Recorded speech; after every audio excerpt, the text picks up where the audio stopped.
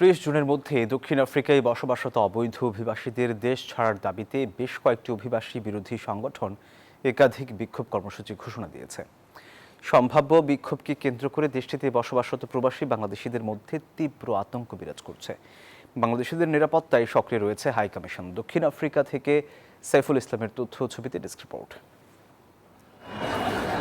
অভিবাসন বিরোধী সংগঠনগুলো আগামী 30 জুনের মধ্যে সব অবৈধ বিদেশিকে দক্ষিণ আফ্রিকা ছাড়ার জন্য চাপ দিচ্ছে। তারা কর্মক্ষেত্র ও ব্যবসা প্রতিষ্ঠানে গিয়ে নথিপত্র যাচাইয়ের মতো হুমকিও দিচ্ছে।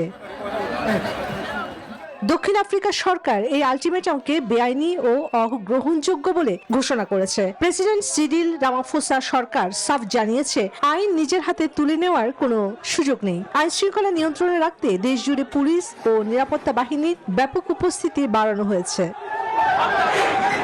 একমাত্র স্মার্ট সিটি বসুন্ধরা, আধুনিকতায় এক ধাপ এগিয়ে। বিভিন্ন অভিবাসী বিরোধী সংগঠনের কর্মসূচির ঘোষণায় উদ্বেগ ও আতঙ্কের মধ্যে দিন কাটাচ্ছেন দেশটিতে বসবাসরত অনেক প্রবাসী বাংলাদেশিরা।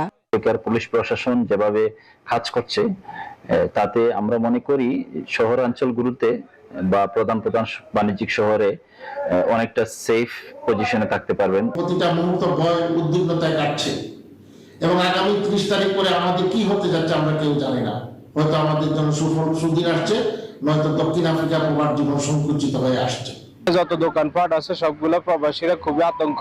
আমরা ঊর্ধ্বতন কর্মকর্তাদের সাথে মিট করে আমাদের দেশে সহ আরো অন্যান্য যেসব দেশের ইমিগ্রেন্ট আছে এখানে ডকুমেন্টেড এবং আনডকুমেন্টেড সবাই নিরাপত্তার জন্য আমরা অনুরোধ করেছি। প্রবাসী বাংলাদেশিদের বৈধ কাগজপত্র হালনাগাদ রাখা সহ স্থানীয় আইন মেনে চলা এবং যে কোনো সহিংসতা এড়াতে স্থানীয় পুলিশ ও প্রশাসনের সাথে যোগাযোগ রাখতে বলা হয়েছে বাংলাদেশ দূতাবাস থেকে। Desk report, news 24।